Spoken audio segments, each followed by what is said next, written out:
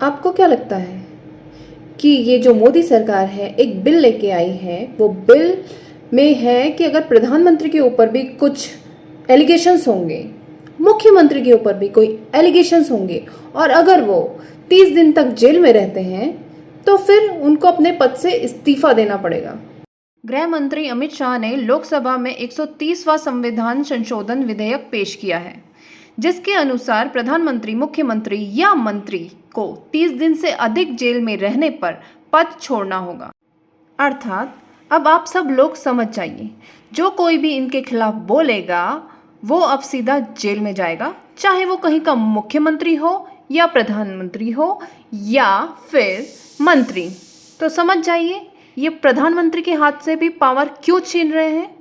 आगे समझाती हूँ। अब ऐसा तो हो नहीं सकता कि प्रधानमंत्री रहते हुए वो ये बिल लेके आए, ताकि उनके ऊपर तो ऐसे हजार लाखों केसेस हैं कि वो जेल से 30 दिन तो क्या, जिंदगी भर नहीं छूटेंगे। तो फिर ऐसा तो नहीं है कि अपने ऊपर ही वार करने के लिए वो बिल लेके आ रहे हैं।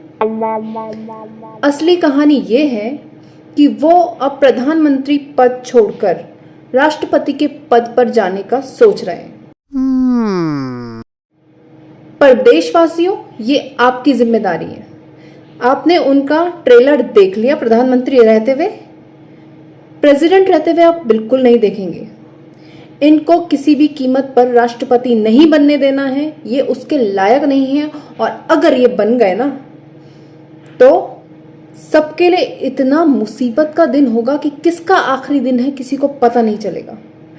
ठीक है, सारी पावर वो शिफ्ट करके राष्ट्रपति के पास देंगे। अभी ये जो गेम चल रहा है ना, ये बहुत बड़ा गेम है, बहुत बड़ा गेम है। आप अभी से समझ जाइए, जैसा हम पहले भी समझाते रहे हैं आपको कि डबल इंजन मत लाओ मत लाओ मत लाओ मत लाओ, लेकिन आप लोगों ने बात सुनी नहीं। हर जगह डबल इंजन, राम राज, हिंदू राष्ट्र। आज देखो क्या हो रहा है, हिंदू ही मर रहे हैं। पूरा हमारा देवभूमि को तहस नहस कर दिया है। फिर चाहे वो राजस्थान हो, गुजरात हो, पंजाब हो, हरियाणा हो, पूरे देश में केंद्र ने सारी पावर अपने हाथ में ली है और वो कुछ करने ही नहीं दे रही किसी को। इसी कारण विपक्ष भी रोता रहता है कि हमारी सुन नहीं रहा केंद्र, हमारी सुन नहीं रहा केंद्र। तो अभी जो हालत बहुत गंदी हो गई है ना, इससे ज्यादा गंदी होने वाली है, क्योंकि अब हमारे महामानव की नजर राष्ट्रपति के पद पे है। और एक बार अगर वो गलती से भी, जनता की ही गलती होगी उसमें, गलती से भी राष्ट्रपति बन गए तो फिर भगवान बचाए सबको। और अभी ये अंबानी के ऊपर भी हमलावर हो गए हैं, क्योंकि सुनने में आ रहा है कि अंबानी साहब मदद कर रहे हैं अमेरिका की इनको प्रधानमंत्री पद से हटाने के लिए।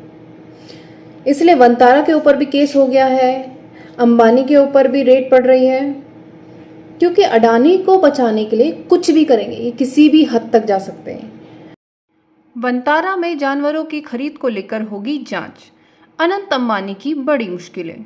अगर वंतारा में जांच हो रही है तो महामानव के ऊपर भी जांच होनी चाहिए, क्योंकि उसका प्रमोशन तो महामानव ही कर रहे थे। वैसे लगता है आजकल प्रधानमंत्री पद का काम बदल गया है। आजकल के प्रधानमंत्री केवल प्रमोशन पे ध्यान देते हैं, अपने कार्यों पर नहीं। क्या यही है पद की गरिमा? और अगर आपको अंबानी फैमिली का पास्ट पता हो तो उनके पिताजी भी बहुत पॉलिटिकल पकड़ रखते थे और वो भी सरकार बदलना, सरकार में चेंजेस करना, इसमें बहुत एक्सपर्ट थे। वही इन लोगों ने भी अपने पापा से सीखा है।